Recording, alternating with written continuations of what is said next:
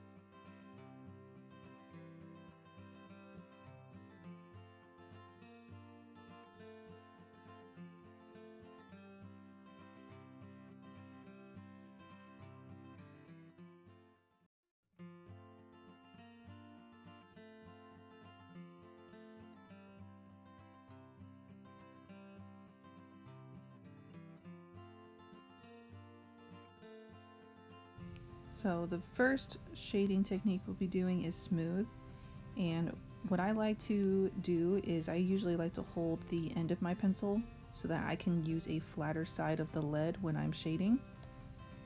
I like to go in more concentric circles so that way that flat lead side will really blend easily with those circular motions. And as I'm going, I'm just using some hard pressure because this is the darkest tone, and as I go more towards the middle to the light side, I'm using less pressure. I am left-handed, so it's easier for me to go from right to left, but if you are right-handed, then maybe it'll be easier for you to go from left to right. It does not matter which way you go, but just know that it's really easy to make the darkest dark and then just kind of retract from there, because it's harder to make a light shade when you've probably made too many darker shades afterwards, if that makes sense. So go with the darkest part. If you're right-handed, put a piece of paper under your right hand after you've made a square.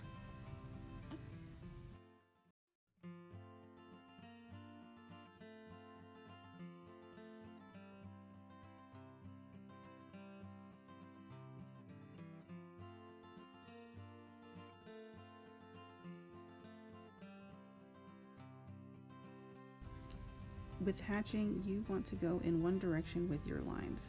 They can be overlapping and be parallel, but they should never be crisscrossing each other like scribbles. With cross hatching, you want to go in all sorts of directions over each other, and as you keep going lighter and lighter with either hatching or cross hatching, you're allowing just a little more light or white space through your lines to show lightness. With scribble, you're just scribbling away and you're just going to keep going, and as you can see, I just went a little lighter and lighter with it. Stippling took forever, so when you're doing it, just be careful. It might tire your hand.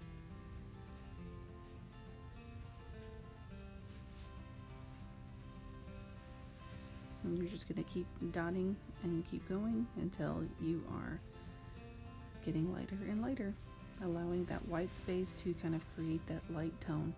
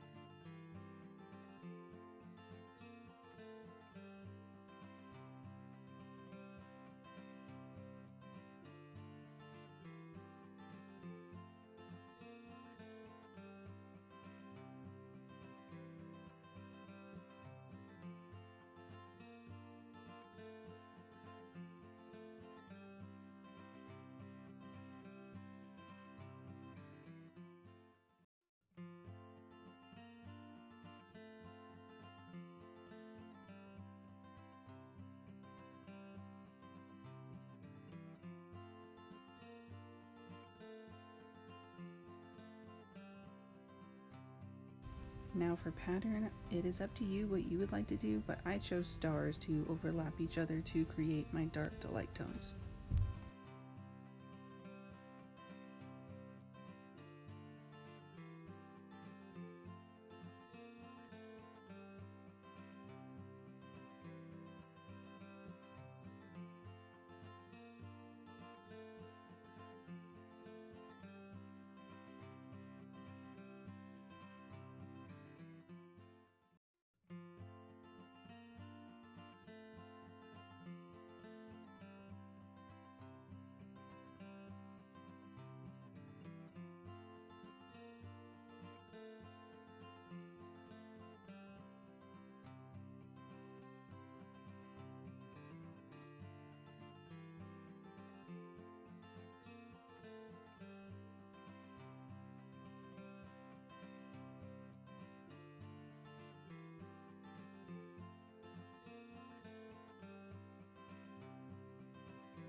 With this worksheet, you are applying your methods to forms.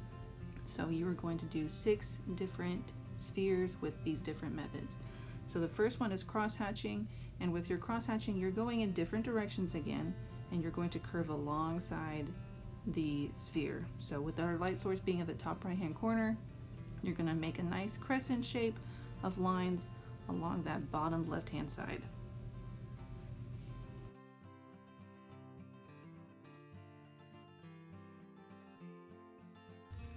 You can always turn your paper around when you want to go into different directions with your lines.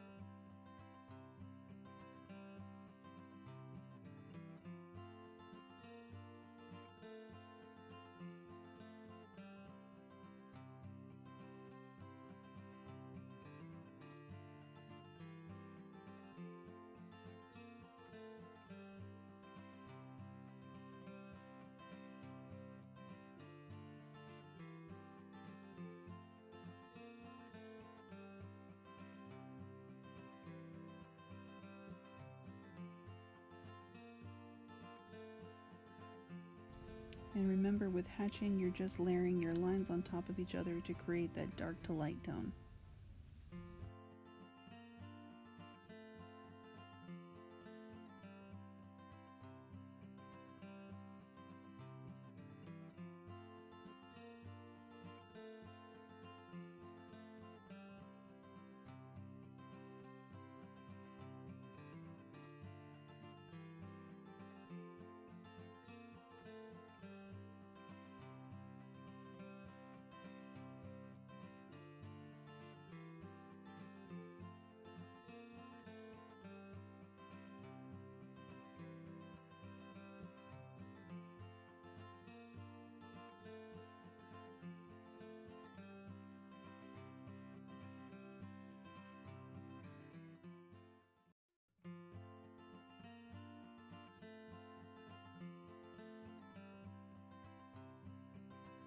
this one I kind of forgot, so I messed up and I was going to do it again on the back. So if you mess up on a sphere, just turn the page over and do it again.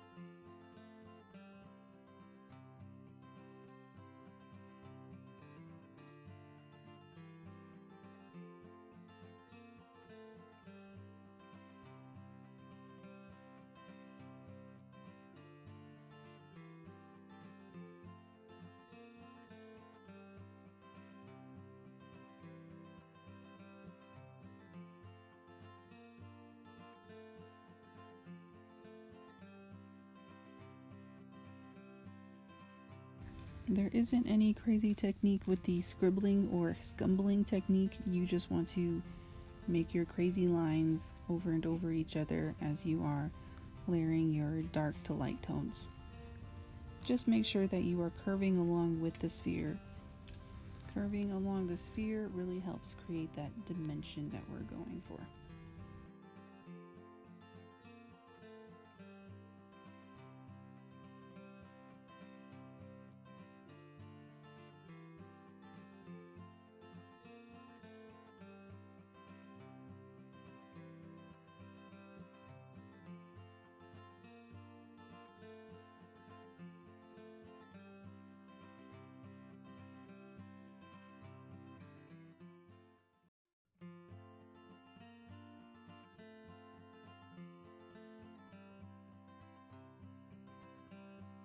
Now for that last ball that I messed up on, contour line is when you just make curved lines along a shape to kind of echo the mass of the form of the sphere.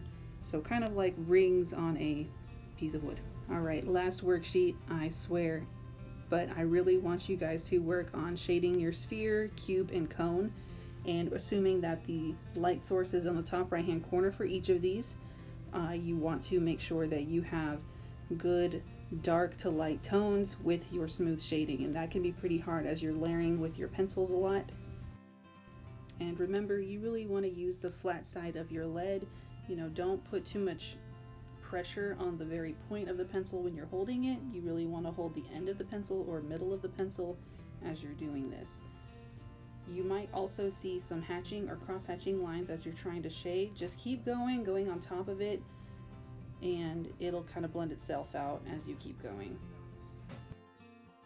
And another reminder, do not use your finger to blend. It does not look nearly as good when you do that, and it can also smear the grease that your fingers produce onto the paper and can stain the paper as well. So if you see a fingerprint, that's probably why. So be very careful. Do not blend with your finger. You want to use either a piece of tissue or a blending tool, which I don't think we have many of those. So I really want you guys to start building up your skills without using a blending tool anyway. As you can tell, I didn't even use one, and it looks just fine, especially from afar. So even though you're looking at it up close and you see all those little itty bitty lines, looking at it from afar, is how most people are going to see it. So don't sweat so hard about it. Try your best.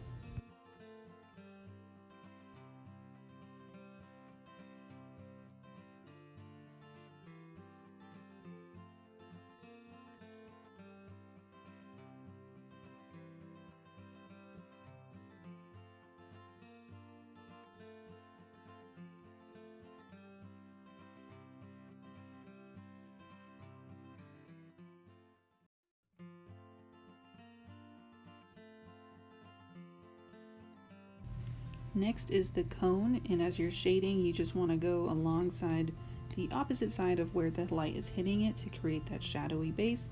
Remember that bottom part is going to be a little thicker, and as you reach the tip of the cone, it's going to be a little thinner as you shade alongside it.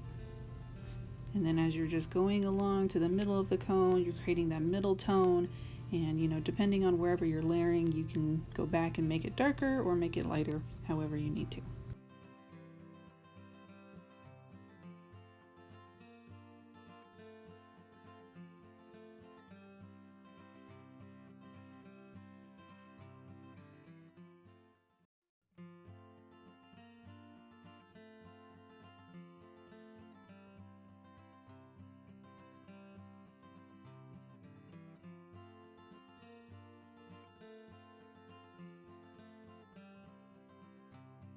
And lastly is the cube, and with the cube it's going to be a lot easier. You're going to have 3 flat shades, or really 2 flat shades. Assuming the light bulb is hitting from that top corner, you're going to have that furthest side of the cube be the darkest value, and the one on the right be the medium value. And then at the top it's just going to be light. I have had some questions where, what if it's hitting from just that corner where my light bulb is at? Sometimes you might get more of a lighter value in that corner, and then it kind of gradates and goes into that medium shadow. So just to make it simpler, I changed the light bulb to be just right on top. And then with this little value scale, it's just one smooth long trail, and you're just gonna go ahead and go along it and make it lighter as you go down and darker as you go back to the dark side.